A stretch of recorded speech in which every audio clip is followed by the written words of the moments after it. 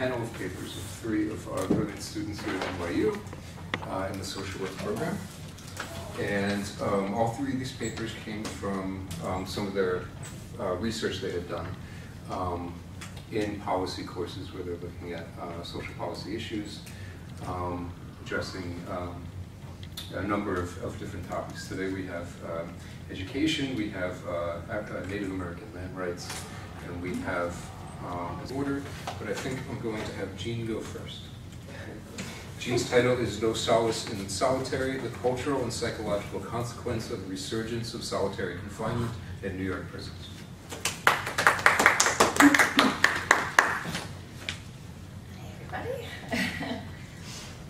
This trial, from which so happy a result had been anticipated, was fatal to the greater part of the convicts. In order to reform them, they had been submitted to complete isolation. But this absolute solitude, if nothing interrupted, is beyond the strength of man. It destroys the criminal without intermission and without pity. It does not reform, it kills. The unfortunates, upon whom this experiment was made, fell into a state of depression so manifest that their keepers were struck with it. Their lives seemed in danger if they remained longer in this situation. Alexis de Tocqueville and Gustave de Beaumont. I feel like I was robbed of my happiness. Khalif Browder spoke these words long after he was released from a pretrial term at Rikers Island State Prison in New York. His trial never came, though. After 3 years behind bars, he was set free when his accuser moved back to Mexico. Though very likely innocent of the robbery for which he was arrested at age 16, Browder spent approximately 2 of the 3 years of his incarceration in the SHU, or Special Housing Unit, a block of 7 by 12-foot cells designed to deprive prisoners of even the most basic human contact for punitive purposes. In Browder's case, the time in the SHU was the result of being involved in physical altercations with other prisoners, a circumstance that is all too frequent within the walls of Rikers, known in particular for its violence and infighting. In a 2012 incident, for example, a now former Rikers corrections officer, Brian Cole, kicked a gravely ill inmate in the head until the 52-year-old expired. Browder's eventual freedom granted him no respite from the permanent psychological damage that his stay in solitary confinement had caused. He developed a deep depression, bouts of paranoia, and often isolated himself in his room at home, pacing as he did in the Rikers SHU by force of habit. Even with weekly counseling, after multiple attempts, he eventually succeeded in taking his own very short life in June 2015, hanging himself outside the window of the 2-story Bronx home where he lived with his foster mother and siblings. He was 22 years old.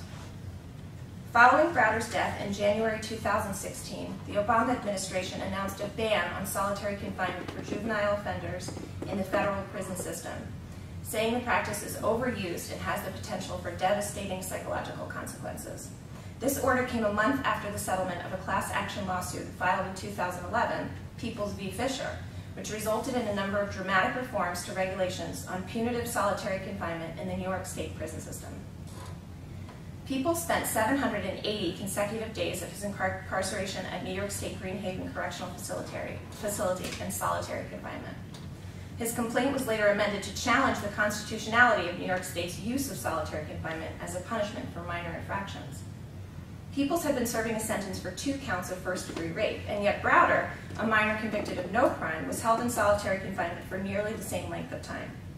2 or 3 year stints in solitary are hardly the longest recorded in New York State, however, as the New York State Civil Liberties Union reports on several other prisoners who served over 1,000 days in the SHU. The arbitrary and often extreme nature of such sentencing has long begged reform, and much greater reform than what has been put into recent effect. In an attempt to put an end to the all too frequent, horrifyingly long sentences in the SHU, like those served by Peoples and Browder, one term of the settlement declares a maximum sentence for solitary of 3 months for all but a handful of first-time violations, such as assault and escape, and a maximum sentence of 30 days for almost all first-time nonviolent violations. But in a prison culture that has long doled out sentences in the SHU of varying lengths for minor or vague infractions such as unauthorized jewelry or failure to follow all commands without argument, it hardly seems major humanitarian strides will be taken without incident or protest. Where and how will checks and balances occur? How often will they take place? Who will be in charge of enforcing the reforms and reporting alleged violations? While the agreement begins to address the underlying paradigm of punishment and control through isolation that has been liberally practiced in New York for decades, it does not destroy or replace it. And even when all its provisions are implemented, thousands of people are likely to remain in solitary, some for years or decades. If the settlement victory is a result of New York State having finally been willing to acknowledge, to some degree, the psychological damage and cruelty of the practice of solitary confinement, one must question why it took so long. The first solitary units in New York were put into practice at the Auburn State Prison from 1821 to 1823 in order to isolate the most dangerous of the criminal population from less violent inmates. Alexis de Tocqueville and Gustave de Beaumont toured Auburn during this period and observed that solitary confinement resulted in a considerable number of the prisoners falling into a semi-fatuous condition from which it was next to impossible to arouse them. Others became violently insane. Others still committed suicide, while those who stood the ordeal better were not generally reformed, and in most cases did not recover sufficient mental activity to be of any subsequent service to the community. If the stated purpose of solitary confinement is to keep the general prison population safe, while even its most dangerous inhabitants are rehabilitated by incarceration, then surely the result of those very inmates going insane and emerging from prison arguably more dangerous than they were when they entered is at odds with it. In both the scientific and general community, it has long been accepted that sensory and social deprivation will likely cause drastic and permanent damage to the psyche. Perhaps the most fascinating aspect of this theory lies in how it applies to individuals on both ends of the criminal justice system. We punish the seeming lack of empathy that perpetuates the most violent crimes by imposing the very deprivation that in some cases has caused the dearth of human compassion that led to the crimes. Studies have shown that a lack of touch in particular in early infancy can often lead to deficits in empathy later in life. If the damage of isolation has been proven for the majority of the human population at most ages, then why are we using it in any form, in any context? Should traumatic neglect be a consequence of wrongdoing? It seems America has never been able to shake its strong foundation of punishment for anything deemed immoral. The nation's puritanical roots demand a consequence for crime itself, regardless of whether the punishment will effectively address the crime or rehabilitate the criminal. The rejection of rehabilitation as the purpose of incarceration during the Nixon era is especially interesting given the rise of drug convictions. How would punishing addicts or dealers address the drug epidemic? Isn't rehabilitation the best way to handle those involved with drugs? And with this inquiry, we turn to the elephant in the room, racism. The Nixon administration may have given birth to the war on drugs, but it was nurtured by the Reagan regime of the early to mid-'80s and focused mainly on crack, a drug made synonymous with economically depressed African-American communities. Crime and welfare were the major themes of Reagan's campaign rhetoric, and so race remained the unspoken motivator in the arrest and incarceration of thousands upon thousands of black men for minor drug offenses. The notion of unworthy poor, combined with a complex and strong history of racism in America, filled prisons to the brim and resulted in a greater incidence of violence in the overcrowded cells across New York State and the U.S. at large. On October 22, 1983, prisoners at the United States Penitentiary in Marion, Illinois, a federal corrections facility, killed 2 corrections officers in separate incidents. The warden declared a state of emergency and placed USP Marion on permanent lockdown status. For the next 23 years, all prisoners incarcerated at USP Marion were confined to their cells for 23 hours a day. The overcrowding of prisons seen during the 1970s under Nixon hit a boiling point when the violence in Marion struck and fear motivated correctional facilities across the nation to resurrect the use of extreme isolation in the name of safety.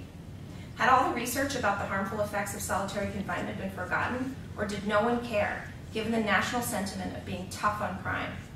History and memory are a tricky duo. One cannot exist without the other, and yet neither is ever quite accurate. The U.S. has always put comfort ahead of black lives, and in effect, this focus within the penal system on compliance, absolute obedience over rehabilitation, harkens back to slavery. Extreme isolation has become even stricter in its second coming. For example, when they eat at all, solitary inmates are served a meal aptly named the loaf, a hard, indigestible brick of reconstituted potato and vegetable matter. During its resurgence, the point of solitary began to be, in part, the very threat of it. Its nightmarishly hard reality loomed over prisoners to keep them in line. Its usage transformed below the surface of the public narrative. Safety became discipline. Perhaps on some level, power has always been the motivating factor behind criminal justice. safety, rehabilitation, turning one's life around, are mere buzzwords to allow the American people to pat themselves on the back while human lives are rotting away in dirty, dark cells with no access to education, another human voice, or even sunlight. Further illustrating the cognitive dissonance America enjoys regarding the stated versus unstated purpose of solitary confinement is the question, what about punitive deprivation specifically affords other prisoners and prison staff safety? Here a distinction should be noted. During the case of Peoples v. Fisher, Brian Fisher, the then commissioner of the New York State Department of Correctional Services, referred to the necessity of the use of disciplinary segregation for the safety of the general prison population and staff, arguing that taking away a vital tool of corrections officers could result in a threat to their safety. Language is important here, and terms like extreme isolation and sensory deprivation are vastly different, even in their assumed definitions, than disciplinary segregation. Disciplinary segregation implies a mere separation amongst prisoners and completely omits any inkling of the use of torture, which is inarguably at play here, given the mountains of evidence on the permanent trauma caused by time in the SHU. Though lawmakers and politicians of the 1970s and 80s were turning a blind eye to the harmful effects the resurgence of solitary confinement was having on prisoners, not everyone was ignoring it. In the mid-1980s, psychiatrist Stuart Gracian studied a group of prisoners living in extreme isolation in the special housing unit of a Massachusetts prison.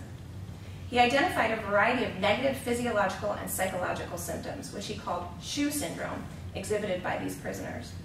These symptoms included social withdrawal, anxiety and nervousness, panic attacks, irrational anger and rage, loss of impulse control, paranoia, hypersensitivity to external stimuli, severe and chronic depression, difficulties with thinking, concentration and memory, and perceptual distortions, illusions, and hallucinations. Other studies have documented similar responses by prisoners housed in extreme isolation. For people with pre-existing mental health issues, studies have demonstrated that extreme isolation can be devastating and result in further mental deterioration. Despite research of this nature, things continued to escalate in the 1980s. The incarceration of black men especially rose to record highs through the 1990s, and with it, the number of people in solitary confinement in New York State. In 1991, the Sentencing Project reported that the number of people behind bars in the United States was unprecedented in world history, and that 1/4 of young African-American men were now under the control of the criminal justice system. Incidents like the Browder suicide, the 2012 release of the NYCLU's report on solitary confinement, Boxed In, and the case of Peoples v. Fisher forced the hand of officials and the implementation of the current reforms. While the reforms to solitary confinement are certainly a necessary and welcome development, it can be argued that they are not nearly enough to repair the damage that has been done, nor stave off future catastrophic humanitarian crises within the New York Department of Corrections.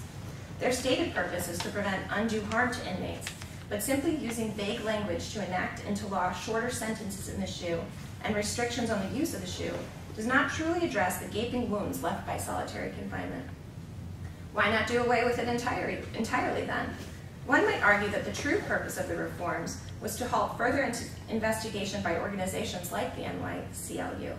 Power, once enjoyed, is not easily surrendered. Yourk is not abolishing solitary confinement completely because, on the whole, there is not enough compassion for the prisoners by politicians, law enforcement, the judicial system, and especially, perhaps, the American public, who has long subsisted blissfully ignorant on the teat of reality television and fast food. We are a self-righteous people surviving on denial and the rose-colored glasses of excessive comfort. The terms of the settlement only serve to further placate the public, to stave off their waking from a collective junk food and TV coma, and demand action, true civil rights for all, justice and real rehabilitation for the mentally and criminally ill. Even with our current political climate a living nightmare, the reforms do bring some hope. Even in a sea of people in blindfolds, some eyes have been opened, and those people will be the ones to fight for change.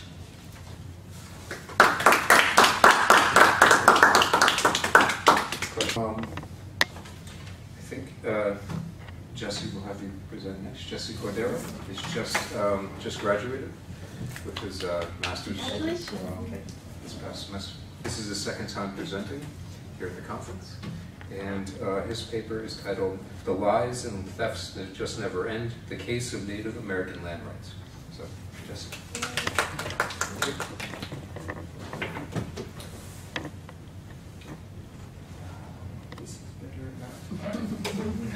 started wearing glasses again. I'm presenting on the intersections of Native American land rights and the Dakota Access Pipeline. I'd like to start by quoting a Native American writer, Robin Kimmerer, who wrote, "In the settler mind, land was property, real estate, capital, or natural resources. But to our people, it was everything: identity, the connection to our ancestors, the home of our non-human kinfolk, our pharmacy, our library, the source of all that sustained us." With this view of land in mind, it is important to understand some of the historical components that comprise Native American land rights. One of the main facets is that of sovereignty. Because Native Americans existed as a nation before the first European contact as a result of their established cultures, community, and possession of land, language, and ability to govern within each tribe, it is acknowledged that Native people possess sovereignty of American land. The notion of sovereignty is also supported by modern international law, which outlines the authority for Congress to engage with nations in treaty making and treaty relations. In other words, Congress, by the act of treaty making with Native American tribes, acknowledged their designation as both sovereign and as a nation. Several treaties were made during the aforementioned time period and promised to control further advancement of settlers on Native American land. The central government failed in their attempts to uphold agreements outlined in the treaties, causing significant backlash with Native Americans as settlers continued to advance to take lands. Views of sovereignty changed with Chief Justice John Marshall's court decision in the case of the Cherokee Nation versus Georgia, which redefined Native American sovereignty, stripping Indian tribes from being recognized as foreign nations. Marshall's decision defined Native Americans as a domestic dependent nation and referred to their relationship with the United States as that of a ward to his guardian. This analogy expressed and fortified stereotypical worldviews of indigenous people as representing the childhood of the human race. Under Marshall's court decision, the second era of Indian land policy began. By defining Indian tribes as dependent nations, the trust relationship was ushered in, affording the federal government oversight over all Indian affairs. Marshall's analogy revitalized early European settler stereotypes who believed that tribes were too incompetent to handle their own affairs and needed United States government protection. The next phase of Native American land rights was implemented some years later and defined by the term reservations. Indian land policy, as we know it today, begins with the allotment of reservation lands during the implementation of the Dawes Act of 1887. Through this act, the federal government took all Indian-held land and allotted the worst portions to individual Indians. Any remaining land was sold to white settlers. This action is what formed Indian reservations. Half of the land in the United States was taken from Native Americans through the allotment process between 1850 and 1934. Despite the duties of the federal government to protect Indian land in our modern day, there continue to be interest in lands that are held in trust. One of the most notable and recent land exchanges you may be familiar with is the Dakota Access Pipeline. Energy Transfer Partners published a press release on June 25, 2014, announcing approval of the Dakota Access Pipeline, or DAPL, which is a 1,172-mile-long pipeline designed to transport crude oil from northern North Dakota to Illinois. The pipeline was to be routed through Lake Oahe, which is located in the border of the Standing Rock Sioux Reservation and serves as the reservation's primary source of drinking water. Energy Transfer Partners' planned route of construction would cross federally protected Native American burial sites and sacred lands. By signing the executive action for the pipeline, President Donald Trump authorized the issuance of easements to Energy Transfer Partners so that the pipeline could be legally constructed across federal lands and under Lake Oahe. While the Dakota Access LLC argued that DAPL would not encroach on or cross any land owned by the Standing Rock Sioux tribe, we see history repeating as Native American land rights are relinquished to greater American interest and private investment in land and infrastructure.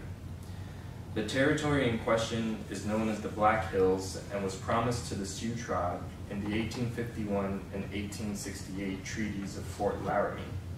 For several decades after the treaties of Fort Laramie, the U.S. government took significant territories, including Black Hills, from the Sioux, ignoring the existing legal agreements, and allowed gold rush settlers to forcibly remove Native Americans from the land.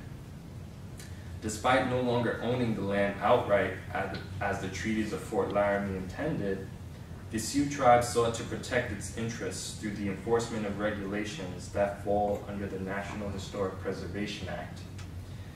The act requires federal agencies to consult with Indian tribes when they attach religious and cultural significance to a historic property, regardless of the location of that property. In 2016, the Sioux tribe filed a lawsuit which alleged that dapple construction would impact their drinking water, in addition to lands that hold religious and cultural significance to the Sioux tribe. Approval and permit acquisition for dapple involves several governmental institutions, mainly the United States Army Corps of Engineers, who approved permits for dapple construction. To begin the construction phase, the United States Army Corps of Engineers sent a letter to the Tribal Historic Preservation Officers, which is comprised of Native American individual representatives, requesting necessary land permits for construction. The Army Corps of Engineers letter appeared to flout existing procedures regarding permit acquisition.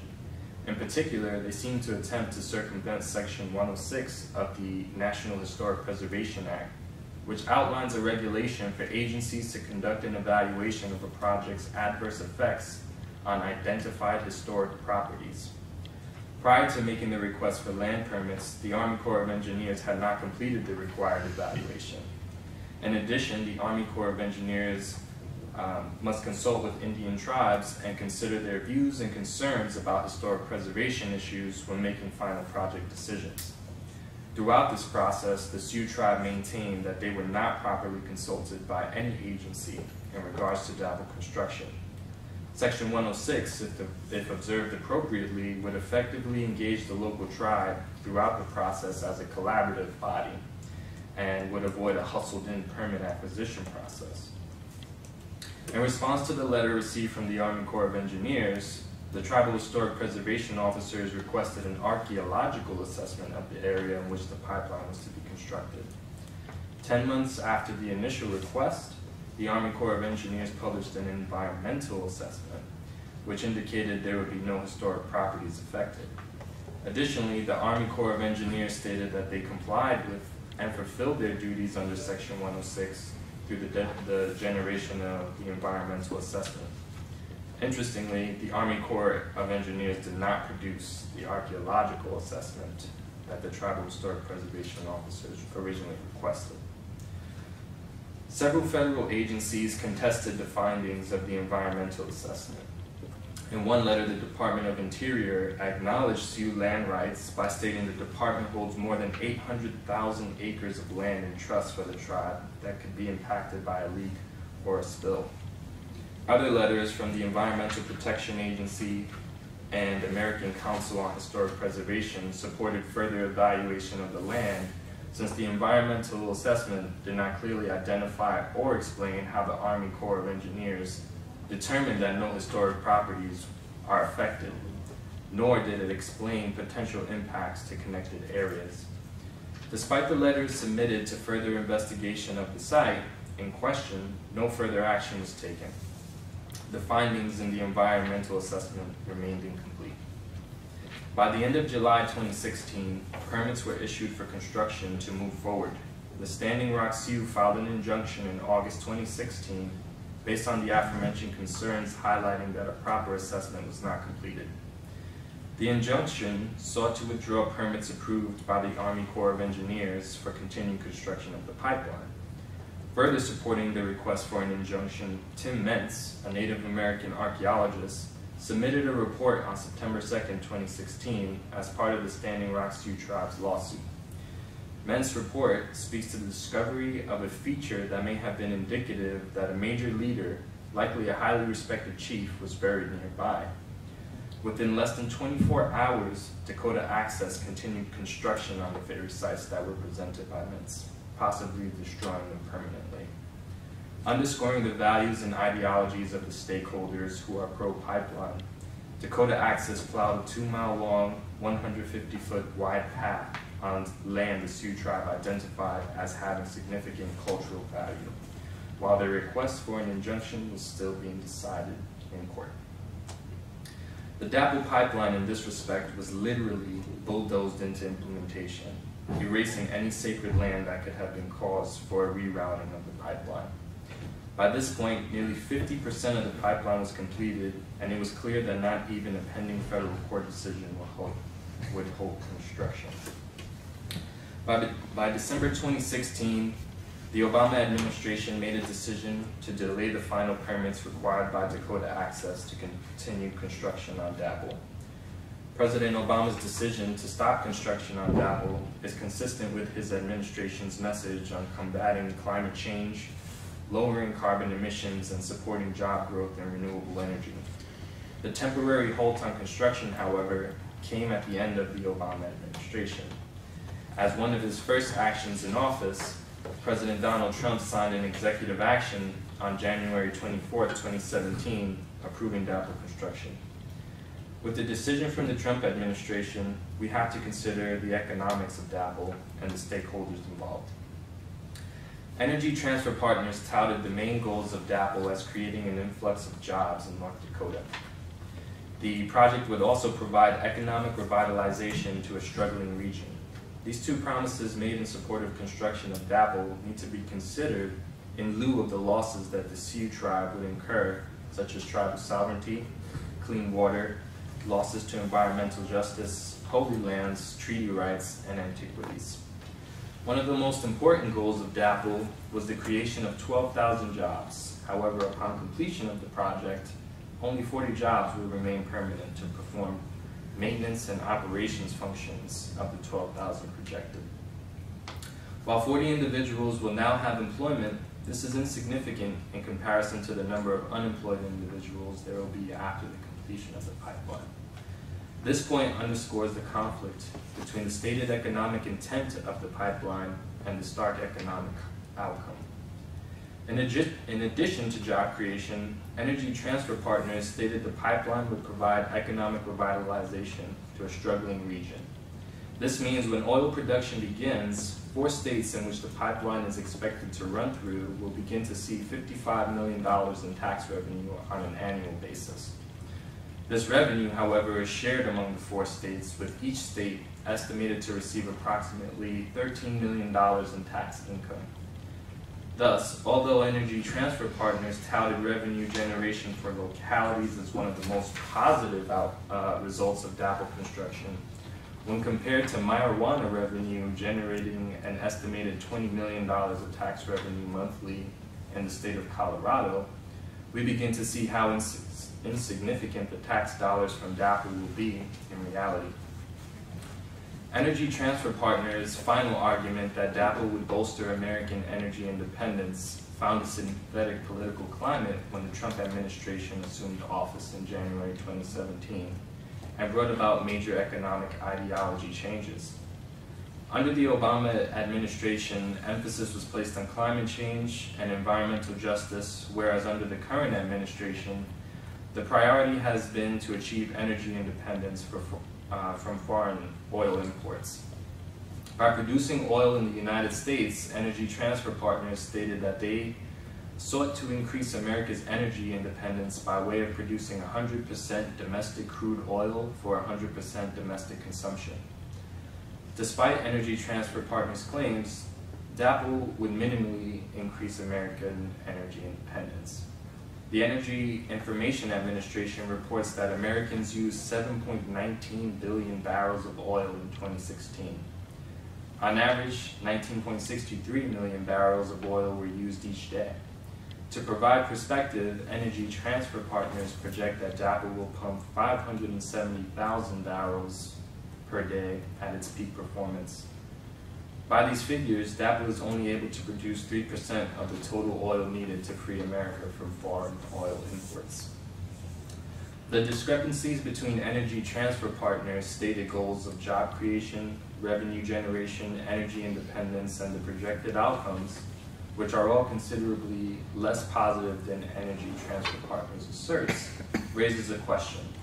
What does energy transfer partners stand to gain from a project which, when approved and completed, will not be as successful as projected? To answer this question, we can look to the returns that stakeholders are projected to receive from DAPL. Energy transfer partners will get $8 to transport a barrel of oil to refineries in the Gulf Coast by using the pipeline to reduce their costs, which are currently approximately $15 a barrel when transporting by train.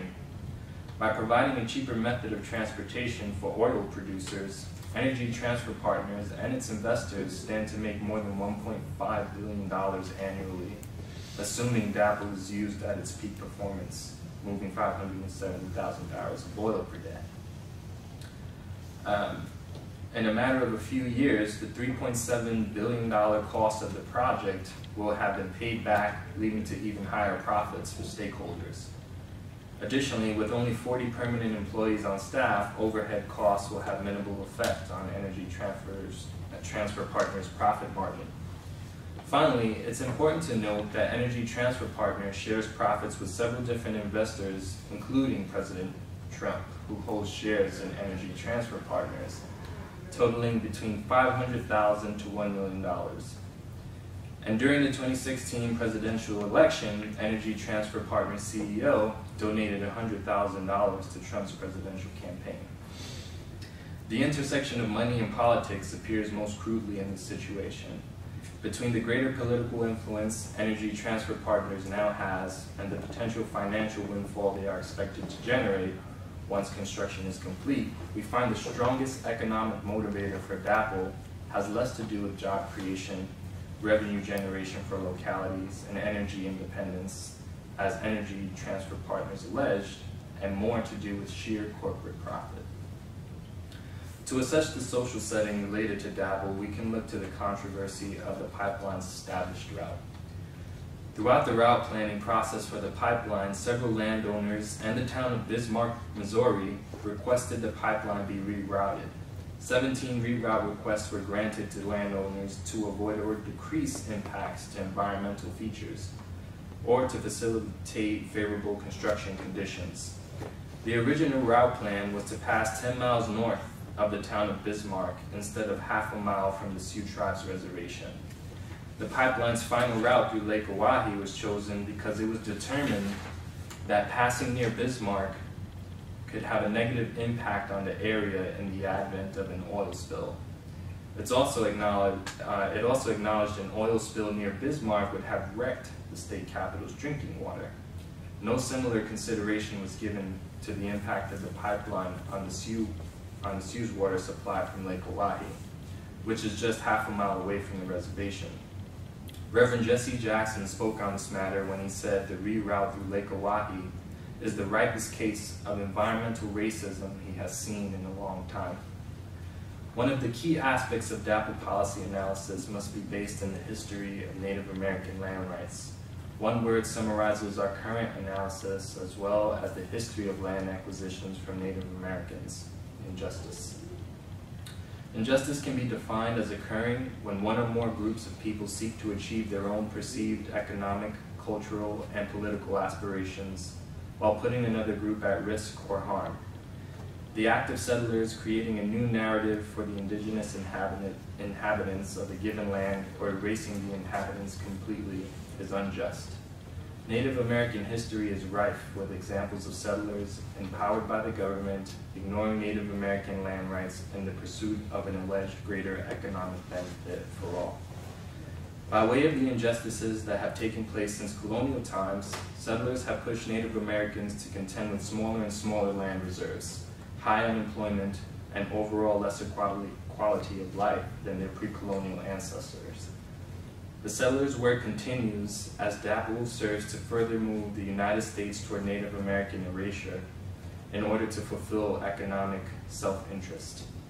To date, what is remaining of Indian land continues to be under siege despite great opposition from Indian nations. Margot Thunderbird writes, "They came for our land, they stole these things from us, and now they want our pride, our history, our spiritual traditions. The lies and thefts just never end." Our final paper today is from Andrea Greer, who is also just recently graduated with her MSW here at NYU. And her paper is titled "De facto Racial, Religious, and Socioeconomic Segregation, a Case of HR 610 and the Paradox of School Choice."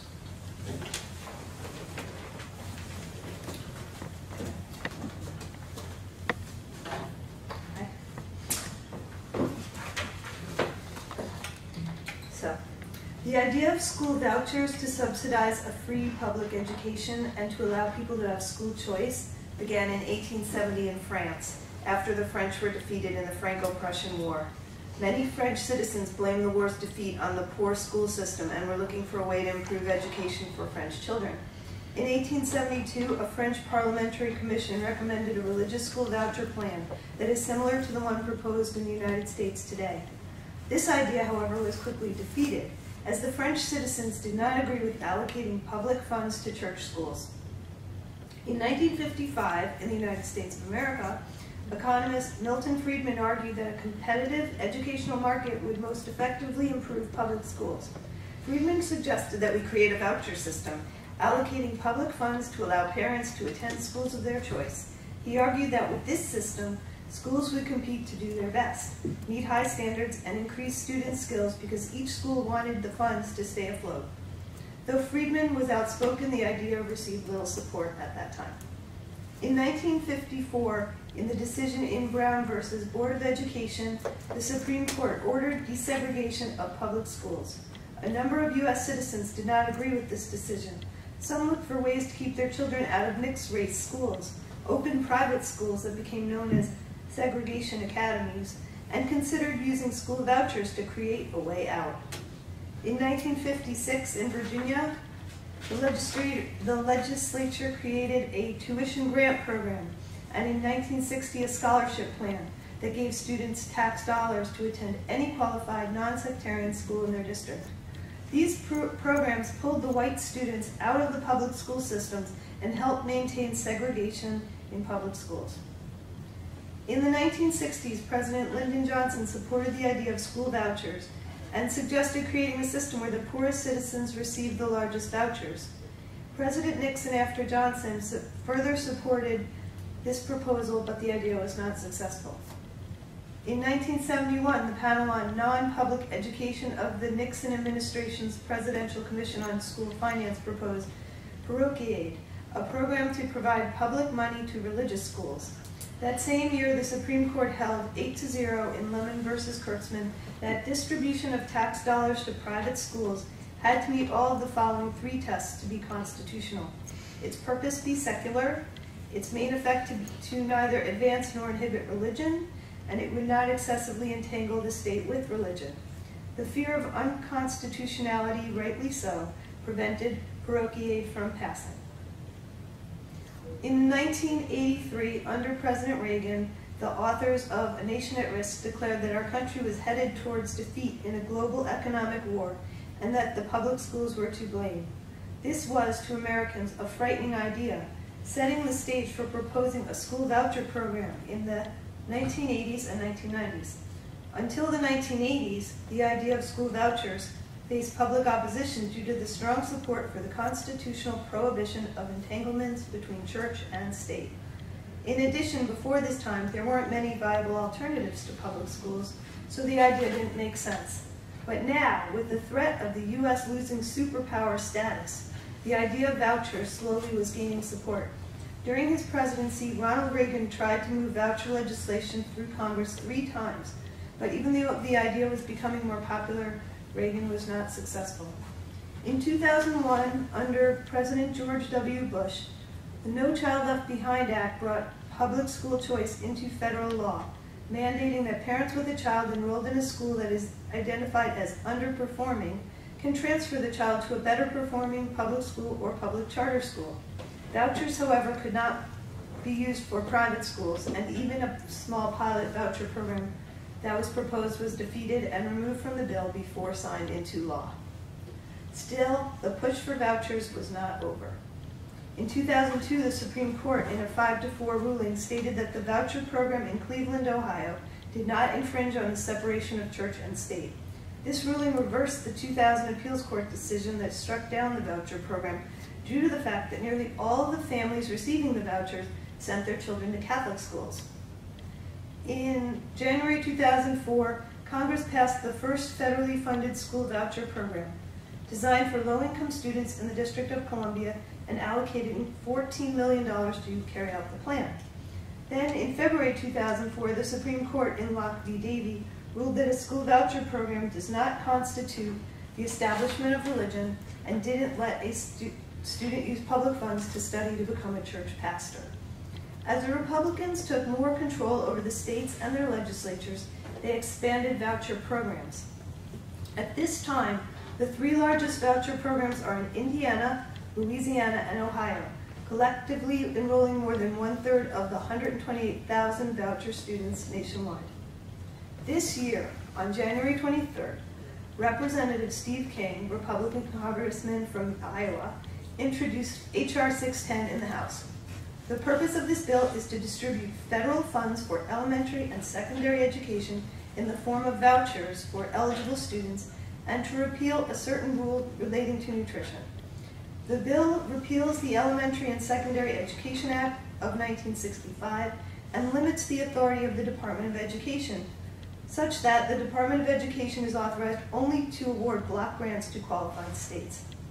Furthermore, the bill establishes an education voucher program through which each state shall distribute block grants among local education agencies based on the number of children, eligible children within each local education agency geographical area.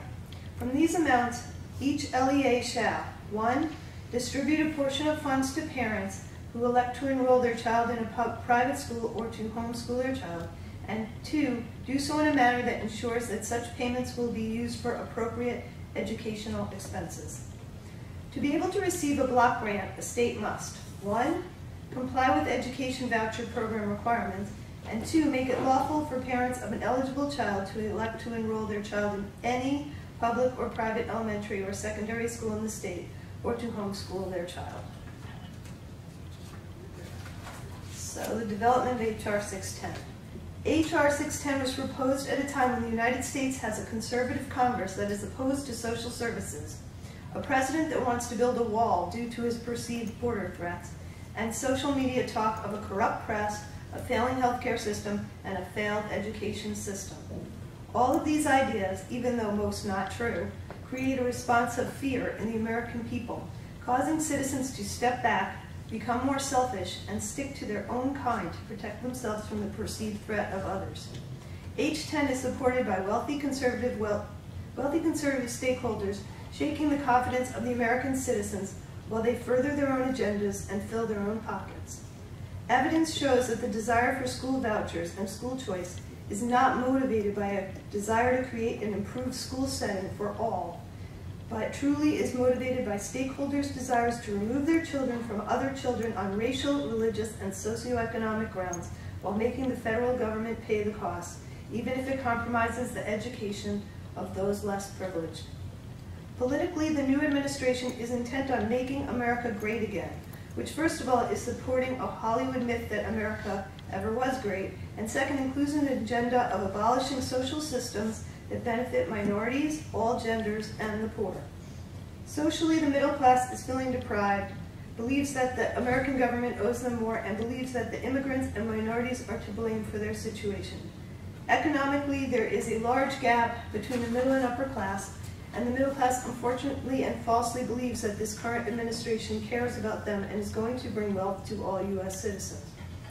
The most important person representing the key stakeholders in this scenario is a Midwesterner named Betsy DeVos. Earlier this year, our white wealthy Christian Republican president, who does not support social services for those less fortunate, appointed Betsy DeVos, a white Christian billionaire conservative activist and staunch supporter of school vouchers and school choice, to be our 11th United States Secretary of Education.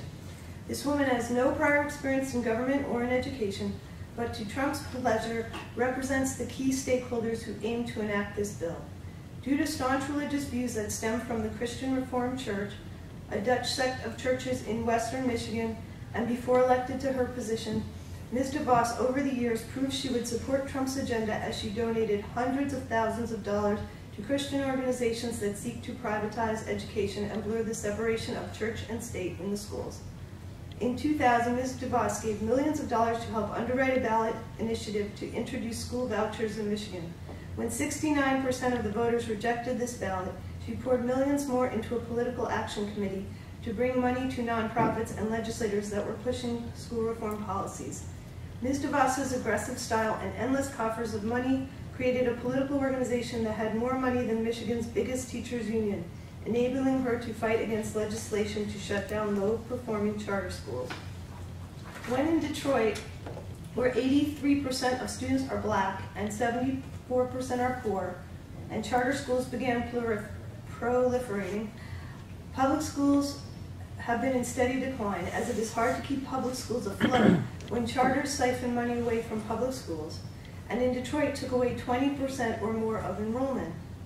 In Michigan, white parents have been using the choice system to move their kids into even whiter districts, and black parents are using it to gravitate to charter schools that are made up mostly of children of color. In other words, segregation is once again alive and well. In Holland, Betsy DeVos' hometown, the Holland Christian schools are predominantly white. The state of Michigan is clear evidence that vouchers, school choice, and charter schools are racially and socioeconomically segregating education. At this point in time, in the United States of America, charter schools and school choice are accepted by almost 2/3 of the American public, but 70% of those people who accept them oppose using public funding to pay for that type of education. 43 states allow charter schools, 22 with caps on the number of charters allowed, and 14 states support vouchers. With more conservative Republicans in office, our country is all of a sudden seeing a much more aggressive push to make charter schools and public school funding for private and charter schools legal in all states. With Betsy DeVos in office and H.R. 610 proposed, if the citizens who oppose the bill do not speak up, our public school system is ripe for a severe overhaul and perhaps even eventual extinction. As of this date, May 6th, and now, H.R. 610 has not been voted on in the House of Representatives or in the Senate, but every day that passes is one day closer. The key variables of this policy include the number of vouchers allotted to each state, the amount of money allotted for each student, the meaning of qualified expenses when a parent or a school is spending this federal money, the types of schools and curriculum that would qualify for receiving voucher money, and the amount of federal scrutiny that would be allowed in the curriculum and services at the alternative schools. There are so many factors that need to be ironed out before this bill is voted upon. The large number of unresolved key variables alone might make it impossible for H.R. 610 to ever become a law. Underlying assumptions about school vouchers and school choice include that United States public schools have failed our children, privatization is the way to create better quality schools, privatized schools will not reduce funding per student in the public schools, vouchers to private schools will not increase the burden on taxpayers, charter schools are run by honest, legitimate business people who are not in the business to make money as they can for themselves, choice schools do not compromise our First Amendment, requiring that Congress make no law respecting a religious establishment, fostering competition, fostering competition is the best method to improve schools, charter schools improve standardized test scores, and desegregation in schools is not an important component to creating a well-adjusted society. These key stakeholders are proposing H.R. 610 are not representative of the majority of United States citizens that have positive feeling towards America's public schools, attended public schools, and or send their children to public schools, and most of the other assumptions are proven to be false. Citizens who regularly read the newspapers and other fact-driven publications know that according to reliable studies, most, if not all of these assumptions are false, and that naturally there are many big problems about school choice that supporters are hiding. First, according to data, there is the fact that in those in charter schools, they actually have lower test scores than those in the public schools, and that a charter school education actually has a negative effect on a student's school achievement. Data also shows, due to the fact that many expenses, such as building maintenance, do not decrease when there are fewer students in schools, and that privatized school choice reduces funding for local neighborhood public schools by taking tax dollars out of the system. If not right away, privatization eventually increases the burden on taxpayers. A recent study by Innovation Ohio, a study that Betsy DeVos knows about and chooses to ignore, proved this fact. Another huge issue is that due to a lack of transparency that is required in public schools and public institutions, charter school salaries for administrators can be as high as $600,000 a year. With no board to hold these schools accountable for expenses, administrative costs can go out of control, and there is nobody to hold back the reins or alert the taxpayers. In Arizona, the ESA voucher program, the oldest voucher program in the country, has been associated with numerous counts of fraud, but due to no board or accountability, very little is done to stop it. In addition to lower test scores and higher expenses for taxpayers, charter schools do not support the values that are the foundation of our great nation. Since our first public school was established in 1635, our country assumed that educating children is a public endeavor, not only to support learning, but also to break down the barriers between immigrants and natives, rich and poor, and children of all cultures and religions. When we turn our backs on public schools, we turn our backs on the values that founded and make us strong, that founded our country and make us strong. Ideological influences affecting H.R. 610 include a citizenship that no longer believes in the strength of the great American melting pot, and instead wants to follow in the steps of Wall Street and use competition, veiled fraud, and greed to run the country. With this in mind, key stakeholders have a thinly veiled agenda to destroy public schools and make America great for themselves. They are pushing their agenda, telling the average American citizen that H.R. 610 is good for their children, but the truth is that H.R. 610 greatly benefits the already rich and able, and will eventually stress and burden the average American. Conclusion. School choice and school vouchers are not going to make America any greater, and instead will destroy the values and foundation that have made our country strong, creative, and able to sustain tragedies and hardships with fewer scars. If we truly want to make America great, we must further the growth of our children by building and supporting the public schools that serve them. H.R. 610 should not be passed, and school choice and school vouchers should not be issues on the table.